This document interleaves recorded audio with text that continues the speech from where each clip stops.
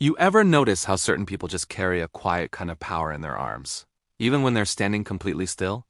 The way the fabric pulls tight at their sleeves. The way their forearms look dense and corded when they grip something casually. The way their triceps hang off the back of the arm with real weight instead of just vanishing into thin air. Well-built arms change how you're perceived immediately. They make you look capable, solid, quietly dangerous. But here's the truth most people would rather ignore. Most people train arms terribly and spend years wondering why nothing ever changes. Think about the athletes known for thick, powerful, functional arms, the ones built not through ego lifts, but through real intent. That's what we're after here. Arms that look strong doing absolutely nothing. Before we get into it, if you're new here, this channel is called GravityBuilt. We break down training the right way. No fluff, no ego, just the stuff that actually works. If that's what you're looking for, hit subscribe right now. There's a bell icon right next to it. Tap that too so you don't miss the next breakdown. It takes 2 seconds and it keeps this content coming. Now let's get into it. The best part? You don't need 30 different exercises. You need the right ones, done correctly, with patience. In this video, I'll break down exactly how to train your arms so they actually grow. From biceps to triceps to forearms, and how to build arms that don't just look good when flexed, but look powerful all the time. Let's build, brick by brick, starting with biceps. Biceps are the most visible arm muscle, front and center, which is exactly why most people train them completely wrong. Walk into any gym and you'll see it in seconds. Too much weight, too much swing, elbows drifting forward, momentum taking over, the dumbbells move, the arms burn, but the biceps? They barely grow. Here's the truth. If you can't control the weight, your biceps aren't the ones doing the work. Muscle doesn't grow from chaos. It grows from tension, from stretch, and from deliberate control applied consistently over time. Real biceps growth starts in the stretched position, not at the top squeeze everyone chases. That's why incline dumbbell curls are so effective. Set a bench to about 30 to 45 degrees. Sit back and let your arms hang slightly behind your torso. Before you even lift, your biceps are already loaded. That stretched position is where the growth stimulus begins. From there, keep it clean. Elbows stay back.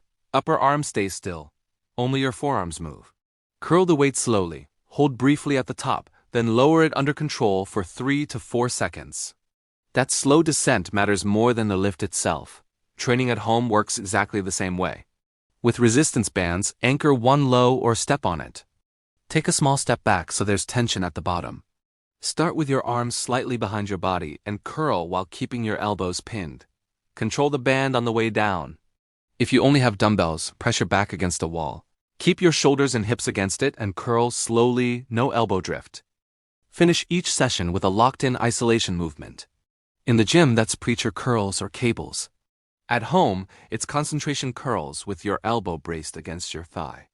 No swinging, no shortcuts. You're not lifting weight, you're controlling a muscle. Train biceps this way, and they won't just get bigger, they'll look trained even at rest. Now triceps.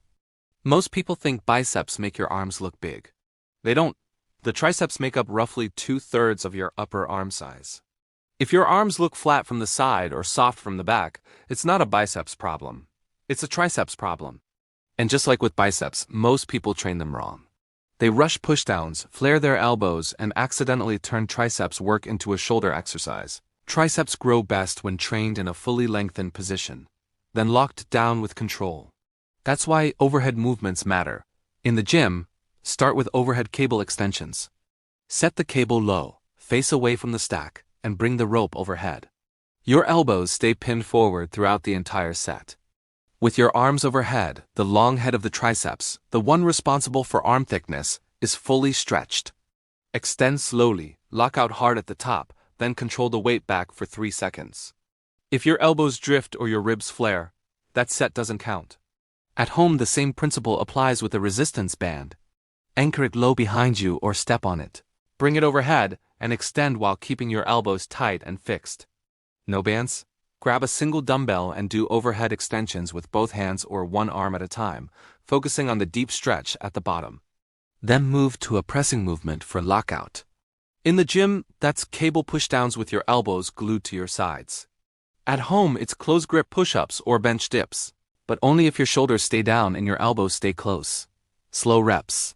Full lockout, no momentum. The mindset shift is simple. You're not pushing weight down. You're extending your elbow against resistance. Train triceps this way, and your arms don't just get bigger, they get dense, sharp, and powerful. That's when sleeves start fitting differently. Forearms are the difference between arms that look good in a gym and arms that look strong everywhere else. Under t-shirts, through hoodie sleeves, with rolled-up cuffs. If your forearms are underdeveloped, your arms never look finished, no matter how built your upper arm is. And most people barely train them at all. The assumption is that forearms just grow from curls and rows.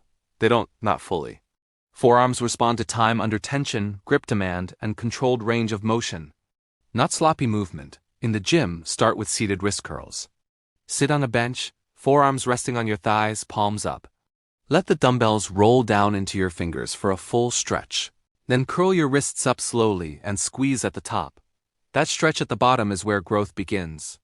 Then flip your palms down and do reverse wrist curls. Same setup, same control. This hits the top of the forearm, the part that gives that dense, worked look. After that, train grip directly. Farmers' carries are elite. Pick up the heaviest dumbbells you can hold with good posture and walk. No straps, no shortcuts. Just grip and breathe. This movement alone can transform forearm size over time. At home, use resistance bands for wrist curls and reverse curls with slow, deliberate reps. No bands? Grab anything heavy, backpacks, water jugs, grocery bags, and hold them for time. Even hanging from a pull-up bar or a sturdy door frame with a towel works extremely well.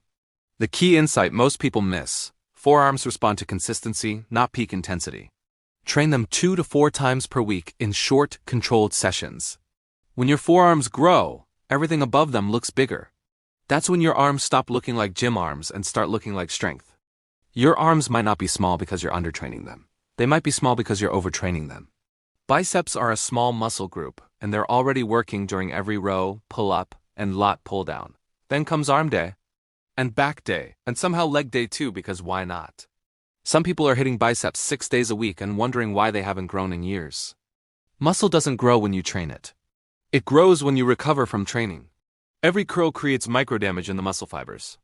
That damage needs time, calories, protein, and sleep to rebuild into something thicker and denser. When you load the biceps again before that process finishes, you're not stacking growth. You're interrupting it.